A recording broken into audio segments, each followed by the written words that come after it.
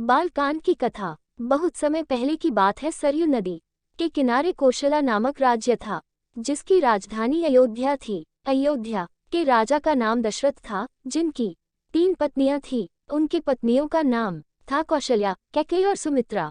राजा दशरथ बहुत समय तक निसंतान थे और वह अपने सूर्यवंश की वृद्धि के लिए अर्थात अपने उत्तराधिकारी के लिए बहुत चिंतित थे। इसलिए राजा दशरथ ने अपने कुल गुरु ऋषि वशिष्ठ की सलाह मानकर पुत्र कमेष्टि यज्ञ करवाया। उस यज्ञ के फलस्वरूप राजा दशरथ को 4 पुत्र प्राप्त हुए। उनकी पहली पत्नी कौशल्या से प्रभु श्री राम, कैकेयी से भारत और सुमित्रा से लक्ष्मण और शत्रुघ्न का जन्म हुआ। उनके चारों पुत्र दिव्य शक्तियों से परिपूर्ण और यशस्वी थे। उन चारों को राजकुमारों की तरह पाला गया और उनको शास्त्रों और युद्ध कला की कला सिखाई गई।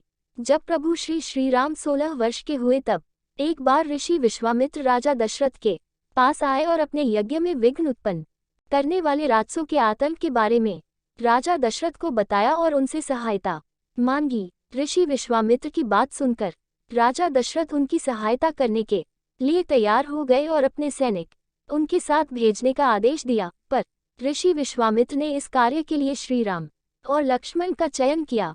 श्री राम और लक्ष्मण ऋषि विश्वामित्र के साथ उनके आश्रम जाते हैं और उनके यज्ञ में विघ्न डालने वाले राक्षसों का नाश कर देते हैं। इससे ऋषि विश्वामित्र प्रसन्न होकर श्रीराम और लक्ष्मण को अनेक दिव्यास्त्र प्रदान करते हैं, जिनसे आगे चलकर प्रभु श्रीराम और लक्ष्मण अनेक दानवों का नाश करते हैं। दूसरी ओर जनक मिथिला प्रदेश के राजा थे और वह भी निसंतान थे और संतान प्राप्ति के लिए वह भी बहुत चिंतित थे।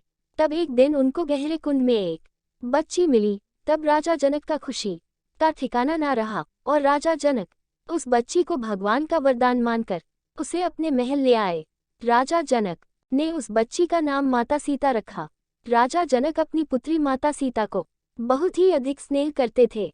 माता सीता धीरे धीरे बड़ी हुई। माता सीता गुण और अद्वितीय सुंदरता से परिपूर्ण थी।